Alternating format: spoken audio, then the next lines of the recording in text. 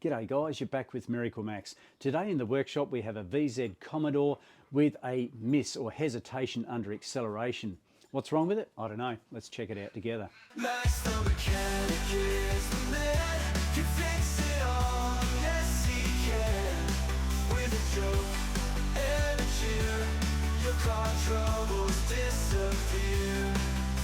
This VZ Commodore V6 1-ton ute was brought into me a little while ago, and I replaced ignition coils as well as spark plugs.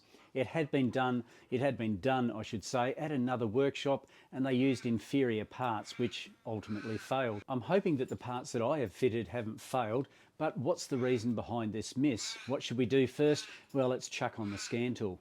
So after a quick scan, you can see that we have injector 1 control circuit malfunction. Now it says it's not present, and of course during the road test I couldn't fault it either. There are other fault codes, but the only one I'm really concerned about is this injector number 1.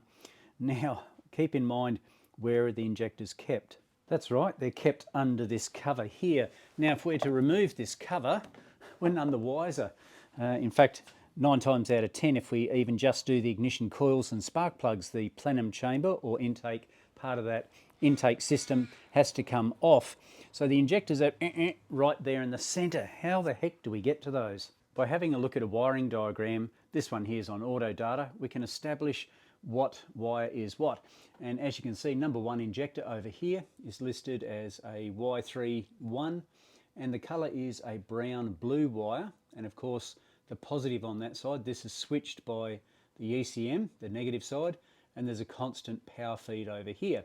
How does that help us? Looking from the front of the engine, number 1 is this guy over here somewhere, is in there somewhere. So how do we get to that? Fortunately, there's a connector right here that we can access all the injectors at once. You can see on this connector here, there's a red wire, that's our main power feed. And over here is the brown blue wire that we talked about. Now that there is our number 1 injector. Power feed and being switched on the negative side by the ECM. This is the ECM side, and what we need is the injector side, which is this guy over here. So all I'm doing now is going across the positive of my injector and the negative, which is switched by the ECM. Keep in mind it's nothing more than a coil of wire. And what do we have? Well, we have 14.3 ohms. How does that compare with the other injectors? So after checking the others, they're all within cooee of one another. There is one that's a little bit lower, 13.9, just went up to 14, but these are a banked system. So there's 2 power feeds. I've got to go onto the other power feed now, which I think is a pink wire, and check those other 3 injectors. We're now back on our wiring diagram, and you can see that the second bank is made up of a pink wire, a pink power feed wire. The other one is red. So I've got to check between the pink wire and these 3. I'm now on the pink wire, the pink power feed of the other bank, and we're still getting about 14 ohms resistance right across the board in those other 3 injectors. How does that compare with specs? But according to auto data, our injector resistance should be somewhere between 11 and 12 ohms. Wow, we've got a little bit more than that. Keep in mind, once it heats up, it's even going to be worse. Currently, I have hooked up the current clamp, that's funny, and also a voltage reading to my oscilloscope. So let's have a look at the oscilloscope. At the moment I've got the Pico up and running, and I've got the fans on the vehicle going as well, so it's getting fairly hot. If you have a look at this blue line, we're on the A channel over here, our blue reading over here, this is actually our voltage reading. So we can see our voltage reading is coming up to roughly around about, 72 volts back EMF. But the important thing to me is this little guy around here. See that little bump? If we were to zoom in a bit, we would see a bit more of a bump right there. Now, can you see that bump? Right, so that tells me that the injector is closing. Now, if I go to my current ramp, I just get rid of that fella. If I come over here, this amperage is on my positive feed, and you can see this bump, a very distinct bump here. That fella there is the opening of the injector, so that I know that the injector is mechanically opening and it's mechanically closing. And I've checked all these readings according to the others, and they seem to be quite consistent. So look, this is a hard call, this one. It's running perfectly. I can't get it to falter, and it's an intermittent fault for the customer. We know that our injector, number 1 injector, is buried deep under here, but fortunately I have my DEPSTECH, or whatever you call the thing, that fella there. Now that gives me some great pictures, and I figured, okay, well perhaps I just need to check and make sure there's no mice damage. Let's have a look. So there's the injector there, and I can't see any mice damage, but look, seriously, the wiring could be damaged further back if it's mice, but the connector itself looks okay. Can't see any issues with that. So look, I'm leaning toward the injector itself. I'm going to check it now while it's stinking hot, and then I'm going to have some lunch, let it cool down, and then check and see what the resistances are when they're cold. That's another injector there. I can't see any wiring or terminal issues, but hey, I'd have to pull it off and pull it apart. And of course, at that point, what do? Is it worth replacing the injectors or just having a look? So a bit of time has passed because I'm trying to get the engine to cool down. I've checked the injectors when they are hot, really hot, and now I want to check them when they're cold. The customer actually complained that there was a miss in the mornings when it was cold, so I'm going to cool the injector down as much as possible. I've got my multimeter leads back in place again, and we'll head over to number 1 and see if we can get this thing to play up. So we can actually still see injector number 1. We've got access to it, kind of. Let's zoom in there and have a look. So you can see the little guys hiding under the inlet manifold there, but I can give it a quick poke and prod with my air nozzle and you know, make sure that the leads are okay and nothing's playing up, because I've got my multimeter, as I mentioned, hooked up, and I'm getting good readings on those. And of course I'm going to use my air nozzle in there to try and cool the thing down so that hopefully it'll play up. And yet I'm getting a consistent reading, 13 ohms. That's not overly much. It's close to the 11 to 12 that they suggest, and I'm trying to get it to cool down, so I might just pour some water on top of it to get it to cool down even more. But look, this might be a bit of a judgment call. It might be the injector itself playing up mechanically. The guy replaced the in-tank fuel filter about 4 years ago. So I'll just wait a bit longer and leave this connected, and then let it cool down further and see if we can find any electrical results. Keep in mind, it could be mechanically playing up as well. Look, I've done everything possible to try and get this injector to play up, and guess what? It just won't. I've poured some water in through this little hole here that goes pretty close to the injector. I've used some compressed air to try and blow, you know, to make the area colder. And as I mentioned before, I got the engine as hot as I possibly could, so I've gone to both extremes.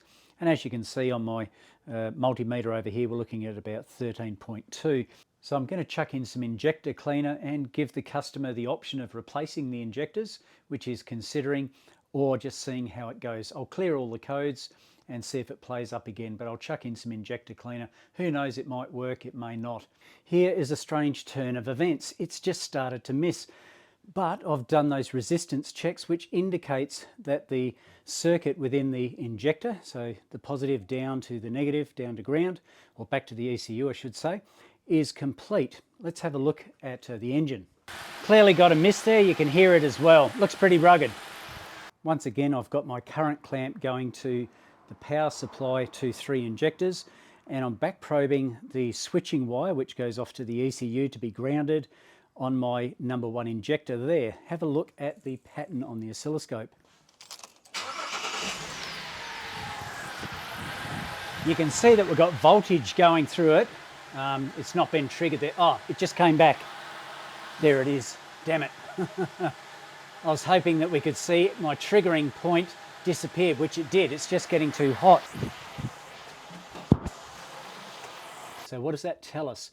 Well, look, I'm heading toward an ECU. Well, simply because of the fact that we're getting current across the voltage side of things is okay, because it's being grounded through other injectors. Remember, it's 2 banks, but I had a flat line on this one, which means it's not being triggered by the ECU. So whether it's an ECU fault or the wiring from the ECU to the injector is the question. Where to next? The ECU. Those of you with questioning minds, and I would agree with you, you're probably thinking to yourself, come on Max, you just didn't have the connector in there properly. Wasn't back probed there correctly. And I would agree with you. What did I do to remedy that situation? Well, I went to another injector. The pattern came back straight away. I went back to number 1, flat line. Back to the other one, nice pattern. Back to number 1, dead flat. Unfortunately, the damn thing heated up too much before I could show you. So you're just gonna have to take my word for it. Just to give you a brief overview of the injector circuit, you can see here we've got our power, and that's the one that we had our blue trace on. That goes into our injector, through the coil in the middle there, off to the ECU through an injector driver. Now, we were seeing power over here, no problems. We had current going through there, off to other injectors, of course, but we weren't seeing this trigger being produced over here. So that's why I've gone into my ECU to try and locate where the fault is. I'll show you what I've found. So going into my wiring diagram, you can see A35 here is my engine control module. This is our injector number 1, and that is a brown-blue wire, which of course is the one that we've been checking. We're trying to see if that's been triggered. And that there is on pin, what's that? A63. Let's have a look at our pin data information over here. A63 is, where is he? A63, right there, second from the back. This here is our wire side, so coming into it would be there. Okay, so let me show you what I've found. It's actually quite funny. So the ECM on these is stuck on the front of the engine. Great idea. Vibration, corrosion, those sort of things, heat. And I've gone to my top connector thinking, okay, that might be A. Wasn't quite sure. Checked all my terminals in there, made sure there was no green crusties. Was pretty happy with that. Had a look at my terminal, my connector. Yes, that looks all good. There's no problems there. Still trying to locate this pin, what is it, 63. Wasn't in there, I didn't think. So what I did was go off my pin over here. So I pulled the connector off of here and went into that brown-blue wire that we've looked at, and that goes off to my ECM. And the other end actually comes down the bottom here. You've probably seen the problem already. Have a look, there's oil in the base here. There's oil in the connector as well. Where does that come from? Well, these do actually have an issue with them. I'll just try and get that to focus a bit for you so you can see how shiny it is. But you can see all that oil in the bottom here. So I've been chasing something, and I'm glad I did some extra work. Let's find out where this oil comes from. Believe it or not, the reason that we're getting oil at the ECM, which is way over there, that's that guy right there, is because of the oil pressure switch. It sounds kind of weird, but it's a documented fault. If we pull this off, I haven't pulled it off yet, there's probably going to be oil in there itself. And what happens is, due to capillary action, it creeps right up the wiring harness, and I can see that that there is wet. Don't know if you guys can see it. I might zoom in for you. There we go. Bit of zoomage. And can you see that there? Yep. So there's oil in there. That'll go all the way up to the ECM. The only real way to repair that is to replace the wiring loom. But other people have done other methods that I'll show you shortly. But yeah, this oil sender unit has failed. On the TAT site, the Automotive Technician, there's a repair solution dealing directly with what this problem is. Although this vehicle had a no-start situation, the problem is the oil pressure switch looked new, but oil was coming from the connector when it was pulled out, and that's typically what happens. Now, obviously, the faults may vary, but the problem is the same. Now, in this particular case, they found that oil was going through the complete wiring harness, and they cleaned it up. The customer didn't want to replace the wiring loom, of course, but they, down here, the harness was attended to. A few nicks were in the insulation made so that the oil could bleed out over time instead of working its way to the loom again. Not sure I feel confident with that. I'll speak to the customer. He has said, go ahead, replace the oil sender, clean out as much as you can, and we'll keep an eye on it for now. I've pulled off the front cover that goes across the radiator area so that we can get a closer bo peep at this strange phenomenon. So if we zoom in a little bit, I'll poke you guys right there, and then I might zoomage a little bit closer so you can have a look. Look at that oil. Now I'm betting that pin number 63, A63, will perhaps be that second one from the bottom there. Sounds logical, doesn't it? That's where most of the oil is going to be retained. Nothing up the top, right down the bottom there. So once I've cleaned all this up, cleaned up the connector, I might pull the connector completely apart and replace that oil sensor together with its connector. I'll clean that up, and then I'll come back here, just back probe this wire here to make sure that that is the correct wire that I'm looking for. Okay, I wasn't right. I assumed that the pin would be down the bottom here where all the oil is accumulating, but in actual fact the injector pin is up the top here. So look, I'm hoping that it's not a driver. Perhaps this oil has taken out the driver, but I won't know until I clean up this mess. And I've informed the customer about it anyway. He'll have to take a chance on it. So it's either the driver in the ECM or it's this oil mess here. I've replaced the oil pressure sensor already and cleaned up that connector, so I've got to hook into this one and clean it up. Just to make matters worse, I replaced that oil pressure sensor, which I figured was the main culprit. Of course it was, but I thought, hang on a sec, maybe there's others that are at fault. And yes, I was right. If we have a look here, and this guy over here, the cam sensor and actuator, they're full of oil. If you have a look down in there, not sure if you can see it properly, especially this guy over here, he's got a lot of oil in him. If we cruise over to the other side, this is left bank, I assume, plenty in that one there, and actuator, there's a lot there as well. So he's got oil coming from absolutely everywhere. So not sure what to do. Obviously those sensors will need to be replaced, but yeah, it's wicked, and that's why there was so much oil in the actual connector down here. I've cleaned it up since, but I couldn't figure why it was going to the injector over here and why there was so much oil in it compared to what I found in the oil pressure sensor. So yes, more than one sensor. I thought, well, other sensors go into oil galleries as well, including these actuators or these sensors. These must be a sensor, I assume. So yeah, I'll have to speak to him about replacing these. Goody. So now I've got my Pico set up again. I've got all the connectors back together. I have reconnected my Pico to the voltage and negative pulse from the ECM, and I think the driver has been taken out. So I'm just going to start it up while it's cold. We can have a look. So I'll be looking at the blue trace, which is our negative switching at the ECM. See if I can get the current there. I'll just trigger it on my 10B. There we go. And you can see that we've got no voltage whatsoever, or we've got no back EMF from the trigger wire with the negative side of it. Just drag this across here a little bit. There we go. And wait till it warms up a little bit. The engine's shaking like crazy. So let's warm it up, and hopefully that signal should come back into play.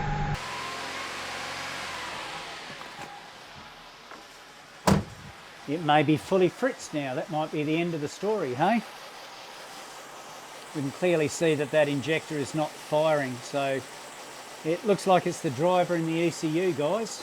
Just to confirm that, I'm going to change over to one of the other injectors so that you can see that I'm not fibbing. Let's go over to the one next to it. We should get that green or the blue trace to come in now, like that. There you go, there's our signal. All right, coming and going as it is. Let's try that there. All right, so that's nice. That there is number 2 or whatever, I assume. I'm going back to number 1, and number 1 is, come on, in you go, fella. I'm now into number 1 again, and she's dead as a pork chop. Right, so you can see number 1 there is dead. We're getting no triggering from the ECU whatsoever. So yeah, I think we've got a dead ECU, to be quite honest. I'm just going to use some freeze spray on the ECU itself, just see if that makes any difference.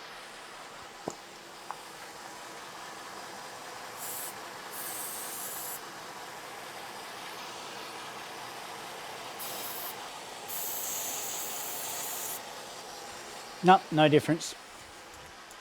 Well, it's a week or so since I worked on this vehicle last, and in the meantime I've ordered and got a ECM, a refurbished ECM from Injectronics. The reason being is, yes, it costs a little bit extra than getting a second-hand one, but at least there's warranty on it and I can be assured of its quality. I also got 2 cam sensors that I'll install. Remember that they had oil coming through the top there?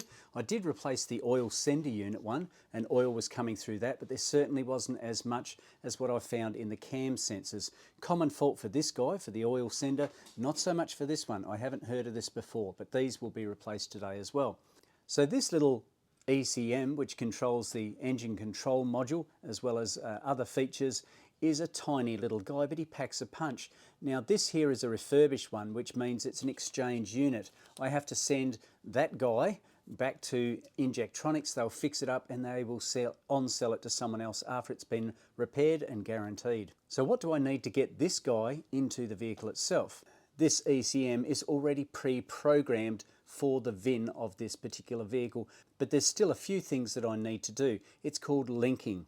In other words, I have to disconnect this software from this, get rid of this guy, pull it out of the road so it doesn't talk to the other guys anymore. And then I have to put this one, the new one, in, and I have to reconnect it via a code. Then the whole lot will talk together, hopefully. Let me show you the process. Before I do any programming, or in my case linking, it's really important to make sure that you have a battery stabiliser attached. In my case, I'm using a Prologix, as you can see there. Let's flick him on.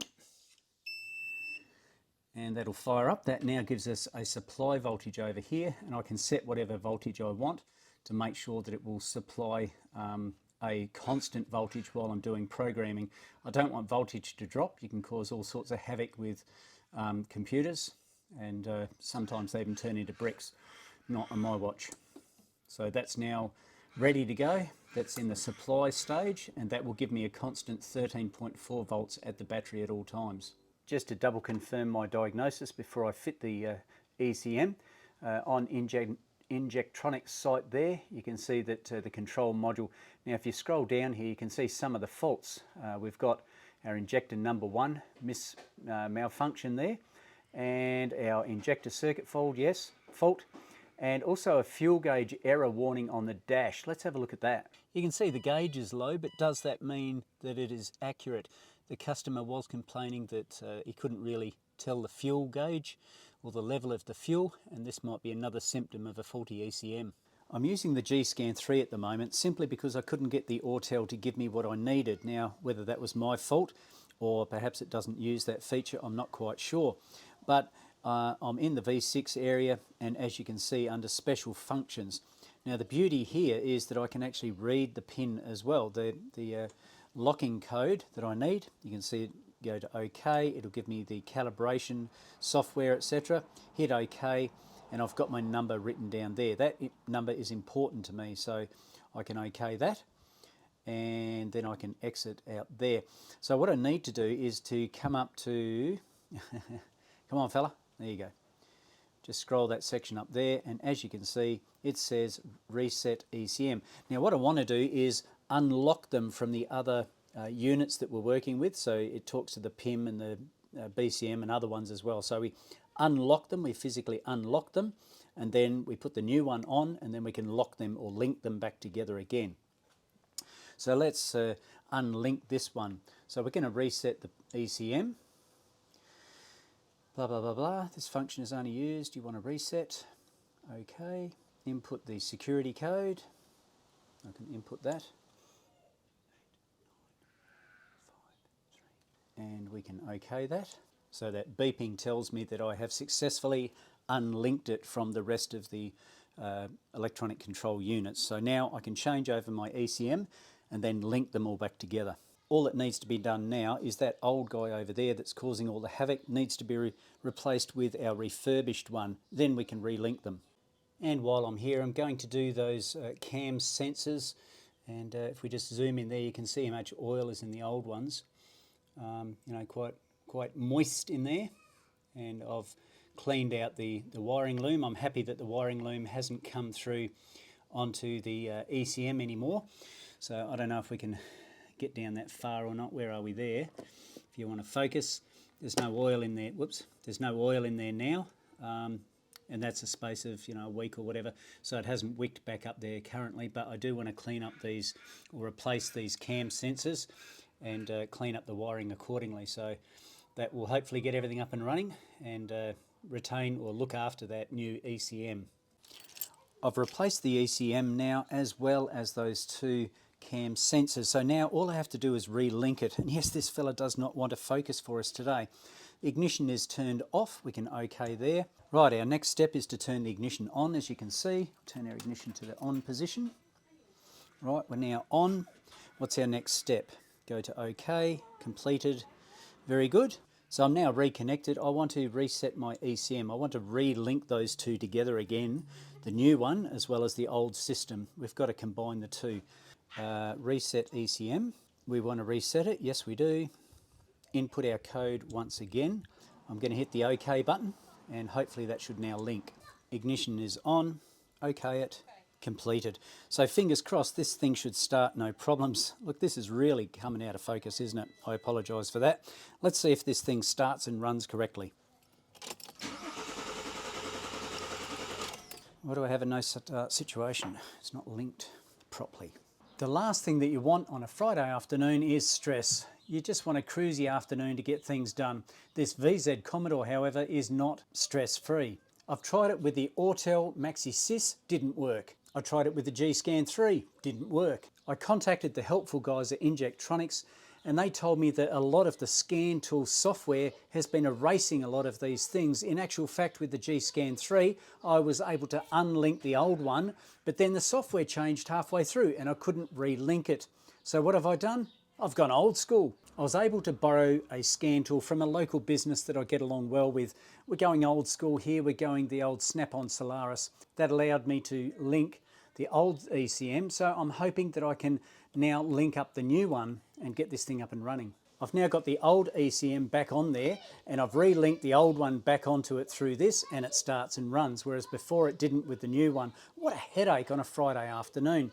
So now I need to unlink the old ECM from this vehicle using this scan tool and hopefully I can get the new ECM on with this scan tool as well. Hopefully I can link them all together. Okay, well that was a headache for a Friday afternoon. Yes, I had to go old school using the Snap-on Solaris. Now as you can see here I've got, what have I got there?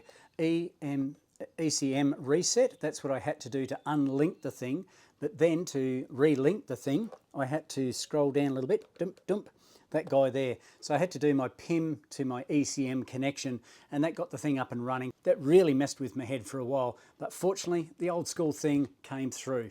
Another thing too that I've noticed since installing the new ECM is that we don't have that issue with the fuel gauge. You can see the fuel gauge on the right there is reading a little bit higher than it was before, I believe, but there is no warning in the instrument cluster there. So of course it's also running a lot better. Hopefully we're at the pointy end of the repair. I'm now going to do a post-test scan. So I've gone into my original scan, my pre-scan, and let's have a look and see if we can get this sucker up and running. Our fault scan. Of course I haven't cleared any of these codes, so hopefully when I clear them I can get rid of the majority of them. I'm sure there's some other faults in there that we haven't addressed today. But that's just life in the big smoke. Just loving life. Sitting on the beach with a pina colada, little umbrella, on the banana lounge. It's all good. Okay, so let's do a quick erase. Okay, we can see we've got no trouble codes there whatsoever. That's fantastic news at the moment. Let's see if we can get a report together for the customer. With those printed out, I can now take it for a road test and make sure that injector miss is gone and the fuel gauge issues have disappeared.